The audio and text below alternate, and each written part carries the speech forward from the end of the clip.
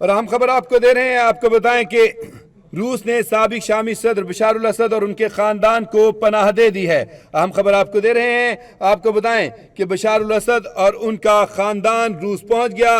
روسی میڈیا نے دعویٰ کیا کہ روس نے سابق صدر بشار الاسد اور خاندان کو پناہ دے دی ہے۔ آپ کو بتائیں کہ اس سے قبل بشار الاسد کی طیارہ حادثے میں ہلاکت کی متضاد خبریں سامنے آ رہی تھیں۔ دمشق میں باغیوں کے داخل ہونے سے پہلے ہی بشار الاسد ایک طیارے میں نامعلوم مقام کی جانب روانہ ہو گئے تھے۔ بشار الاسد گزشتہ روز 8 دسمبر کی علیہ صبح دمشق سے فرار ہوئے۔ نیو یارک ٹائمز نے اپنی رپورٹ میں کہا ہے کہ طیارے کے متعلق افواہیں بھی گرم رہیں کہ طیارہ گر کر تباہ ہو گیا۔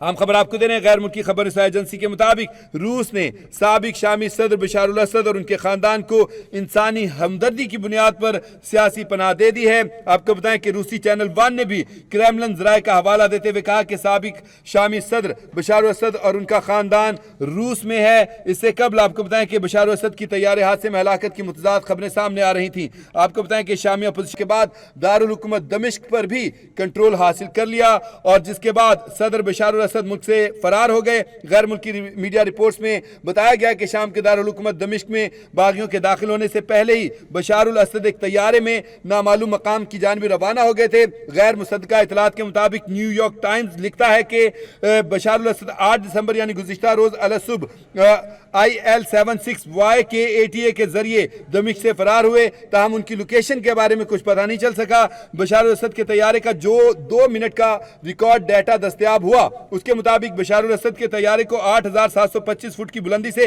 مسلسل نیچے کی جانب آتا دیکھا گیا۔ طیارے کی رفتار 819 کلومیٹر فی گھنٹہ سے 159 کلومیٹر فی گھنٹہ تک ریکارڈ کی گئی تھی، اور پھر یہ رفتار 64 کلومیٹر فی گھنٹہ تک پہنچ گئی۔ آپ کو بتائیں کہ اس رفتار کے باعث یہ ایک خدشہ تھا، کیونکہ اس کے بعد ان کا طیارے کا رابطہ جو ہے وہ منقطع ہو گیا، کچھ پتہ نہیں چلا، ریڈار سے غائب ہو گیا، جس کی وجہ سے یہ افواہیں سرگرم ہو گئیں کہ یہ پھیلنے لگیں افواہیں کہ شاید ان کا طیارہ حادثے کا شکار ہو گیا۔ لیکن پھر بعد میں روسی میڈیا نے دعویٰ کیا کہ ان کا طیارہ جو ہے رخ موڑتے ہوئے ماسکو پہنچ گیا، اور وہاں پہ پہنچ کے انہوں نے سیاسی پناہ مانگی، جسے باقاعدہ ان کو اور ان کے خاندان کو روس نے سیاسی پناہ دے دی ہے۔